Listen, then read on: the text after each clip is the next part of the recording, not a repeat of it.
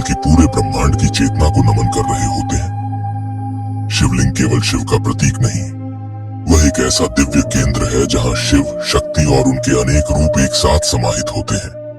जब हम जल अर्पण करते हैं तो वह केवल पूजा की क्रिया नहीं, बल्कि आत्मा की शुद्ध, ऊर्जा का जागरण और ब्रह्म से संवाद की प्रक्रिया होती है। इस वीडियो में हम जानेंगे शिवलिंग में कौन कौन से देवता वास करते हैं, क्यों होती है शिवलिंग की पूजा और उसका आध्यात्मिक महत्व क्या है, और जल अर्पण करने का गूढ़ रहस्य क्या है। हर शास्त्र, हर पुराण, हर कथा यही कहती है कि शिव को जानने का मार्ग अनुभव से होकर जाता है। तो आइए उस अनुभव की ओर बढ़ें जहां ज्ञान और भक्ति एक हो जाते हैं। जाने शिवलिंग के भीतर छुपे हुए दिव्य रहस्य और उसे समझें उस रूप में जिसे न केवल आंखें देखती हैं बल्कि आत्मा महसूस करती है।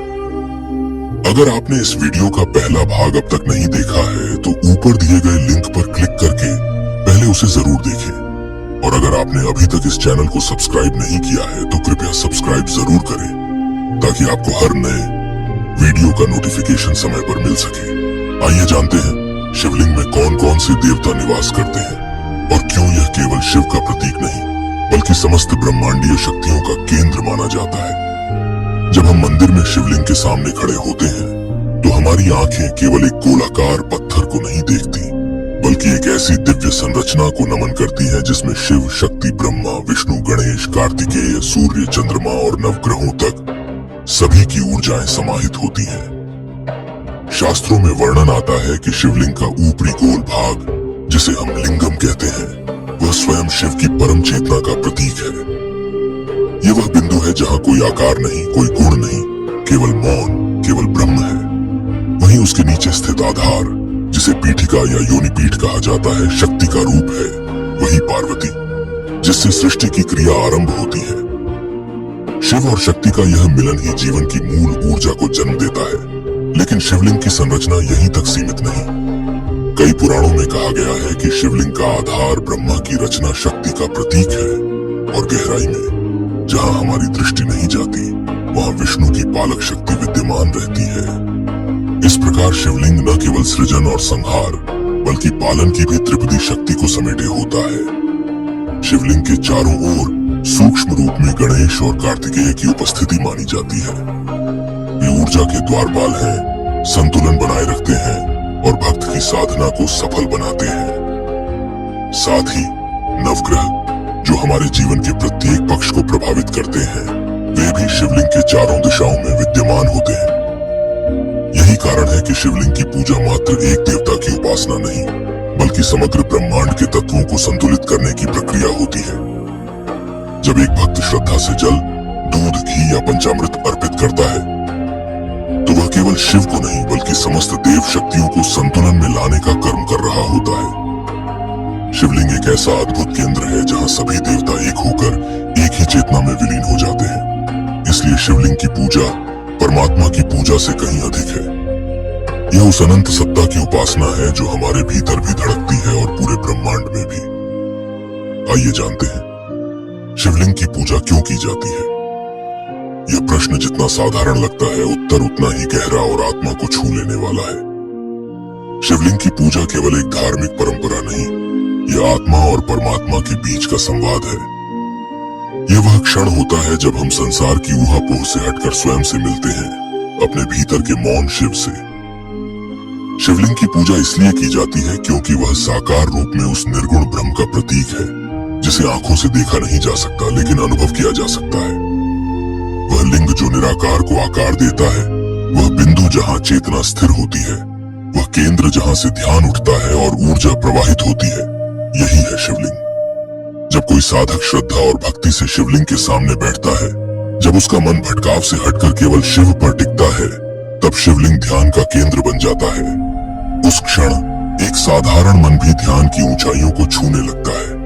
यह साधना उसे भीतर से शांत करती है और भीतर की गहराइयों में छिपे दोषों को धोती है। शिवलिंग की पूजा केवल आत्मिक संतुलन का साधन नहीं, यह पापों के प्रायश्चित का माध्यम भी है।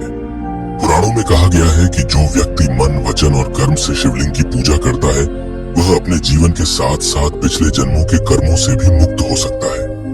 यह केवल कोई प्रतीक नहीं, यह एक जीवंत ऊर्जा केंद्र है जो आत्मा को छूकर उसे ब्रह्म से जोड़ता है। जब हम शिव को पूजते हैं, हम केवल उनकी सृष्टि या संहार शक्ति की वंदना नहीं कर रहे होते, हम स्वयं को जीवन के संतुलन के प्रति समर्पित कर रहे होते हैं।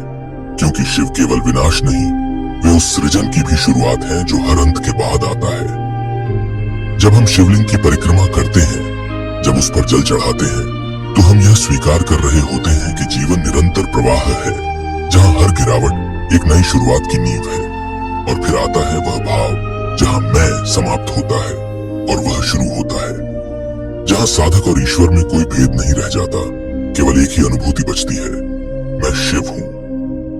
यही शिवलिंग की पूजा का सर्वोच्च उद्देश्य है, अपने अस्तित्व को परम के साथ एक कर देना। इसलिए शिवलिंग की पूजा केवल मूर्ति की पूजा नहीं, यह चेतना की उपासना है, वह चेतना जो सब कुछ में है, जो सब कुछ से परे है और जो अंततः स्वयं हम ही हैं। यही कारण है कि यह पूजा युगों से चली आ रही है और आज भी उतनी ही प्रासंगिक है, क्योंकि यह पूजा हमें हमारे मूल स्वरूप की याद दिलाती है। आपके मन में यह विचार अवश्य आया होगा कि शिवलिंग पर जल क्यों चढ़ाया जाता है। आखिर वह कौन सा रहस्य है जो इस सरल प्रतीत होने वाली क्रिया के पीछे छुपा है? आइए जानते हैं। शिवलिंग पर जल अर्पण कोई साधारण धार्मिक अनुष्ठान नहीं है, यह एक ऐसी गूढ़ प्रक्रिया है जो ब्रह्मांड की ऊर्जाओं को संतुलित करने का माध्यम बनती है। आपने देखा होगा, विशेषकर सावन के महीने में, कैसे भक्तगण सुबह सुबह गंगा जल लेकर शिवालय पहुंचते हैं और श्रद्धा से शिवलिंग पर अर्पण करते हैं।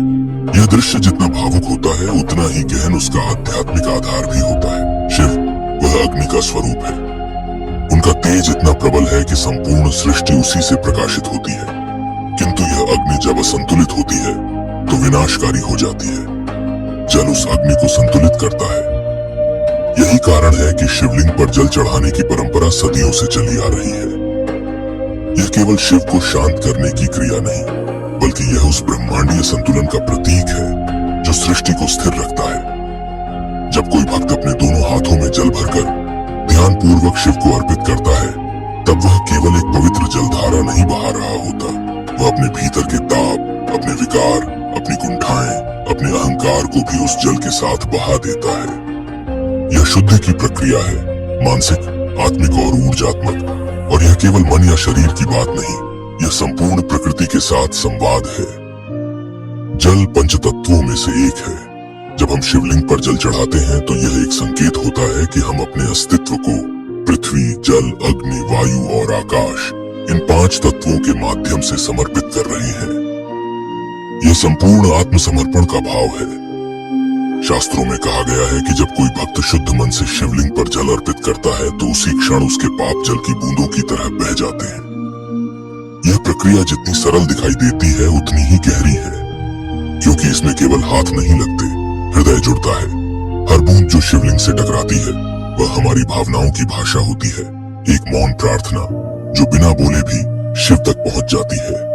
इसलिए जब आप अगली बार शिवलिंग पर जल अर्पित करें, तो बस इतना याद रखिए, आप किसी मूर्ति पर जल नहीं चढ़ा रहे, आप ब्रह्मांड के सबसे ऊर्जावान केंद्र से संवाद कर रहे हैं। यह जल वह पुल है जो आपकी आत्मा को शिव से जोड़ता है। यही कारण है कि यह परंपरा आज भी उतनी ही जीवंत है जितनी युगों पहले थी, क्योंकि यह परंपरा केवल एक विधि नहीं, एक अनुभूति है। शिवलिंग कोई साधारण मूर्ति नहीं, यह ब्रह्मांड का प्रतीक है। इसमें न केवल शिव और शक्ति, बल्कि ब्रह्मा, विष्णु, गणेश, कार्तिकेय और नवग्रहों की चेतना भी समाहित होती है।